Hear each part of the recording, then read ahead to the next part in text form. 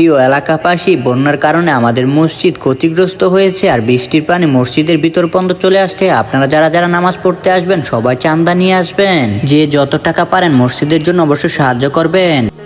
ইমাম সাহেব কোথায়? আরে 2টা বাজে নামাজ হবে, তখন চলে এসো। আর আমি ভিক্ষা চাইতে আসিনি, আমি তো মসজিদের জন্য চাঁদা নিয়ে এসেছি। 1 মিনিট। ইমাম সাহেব এই ভিখারি চাঁদা নিয়ে আসছে।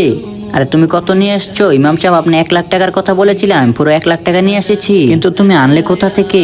বন্ধুরা তারপরে দেখার আগে বন্ধুরা তোমরা তো এমনি এমনি অনেক ভিডিওতে লাইক সাবস্ক্রাইব করে দাও, কিন্তু ইসলামিক ভিডিওতে কেউ লাইক সাবস্ক্রাইব করো না। আজকে কে মন থেকে আমার এই ইসলামিক ভিডিওতে একটি লাইক করে চ্যানেলটি সাবস্ক্রাইব করে দেয়। আর তুমি কোন ধর্মের অবশ্যই কমেন্টে বলে যাবে। ইমাম সাহেব আপনি আমার শরীরের কাপড় আর আমাকে দেখছেন, আমি গরিব, আমি ভিক্ষা করি, আর এই টাকাগুলো আমি আমার ঘর বানানোর জন্য জমিয়েছিলাম, আর এইটা এখন আমি মসজিদের জন্য নিয়ে আসছি। না, আমি এই টাকা তোমার থেকে নিতে পারবো না। না ইমাম সাহেব, আমি তো মন বানিয়ে এসেছি, আপনাকে এই টাকাটা স্বীকার করতেই হবে।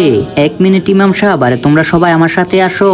এইটা আমাদের জন্য লজ্জার বিষয়, সেই ভিখারি হয়ে আমাদের মসজিদের জন্য সাহায্য করতে এসেছে। সবাই তাড়াতাড়ি টাকা বের করো। এই নিন ইমাম সাহেব, এখানে পুরো 2 লাখ টাকা আছে।